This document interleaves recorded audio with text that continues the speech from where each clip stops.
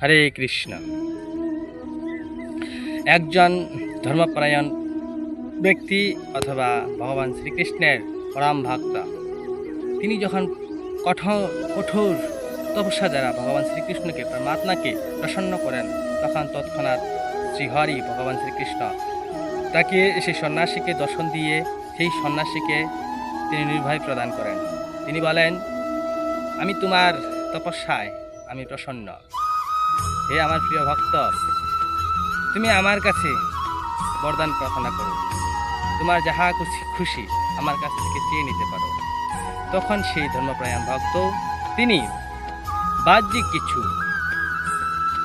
বরদান রূপে গ্রহণ না করে তিনি মাত্র এই বরদান প্রার্থনা করেছেন বা করেন, তিনি যেন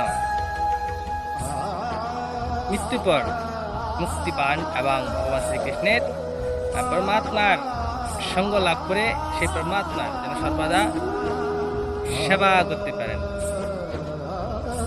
তিনি তো আরো কিছু প্রার্থনা করতে পারতেন, যেখানে বিশ্বের হরি সৃষ্টিকর্তা স্বয়ং নির্ভয় প্রদান করেছেন, যা চাইতেন তাই তিনি পেতেন, কিন্তু সেই সন্ন্যাসী করে নাই।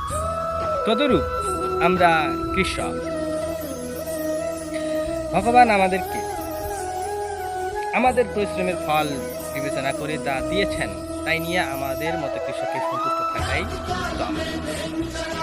তাই বলে আমরা পণ্যের দাম অধিক ফলন বা পণ্যের ন্যায্য মূল্যের চাইতে অধিক মূল্য, সেটা শুধু আমাদের কৃষকদের জন্যই নয়, সর্বপ্রকার ব্যবসায়ী, সর্বপ্রকার লেনদেনকারী ব্যক্তিদের সর্বক্ষেত্রে সমান সকলেই সেই পরম ভক্ত ভগবান শ্রীকৃষ্ণের সন্ন্যাসীর ন্যায় সৎ নিষ্ঠাবান ধর্মপরায়ণ নীতি অনুসরণ করি সর্বদা আমাদের সেই নিষ্ঠার সর্বোচ্চ স্তরে ঠিক থাকতে হবে, যাতে আমরা কোনো সময় অধিক আকাঙ্ক্ষা, অভিলাষ, সুখ, অধিক লাভবান হওয়ার চেষ্টা না করি, আশা না করি। যা ভগবান শ্রীকৃষ্ণ আমাদেরকে দিয়েছেন তাই নিয়েই আমাদের সন্তুষ্ট থাকা উচিত, অথবা আমাদের সঠিক ন্যায্য মূল্য নিয়েই আমাদের সন্তুষ্ট থাকা উচিত, যেটা আমাদের মানুষের সকল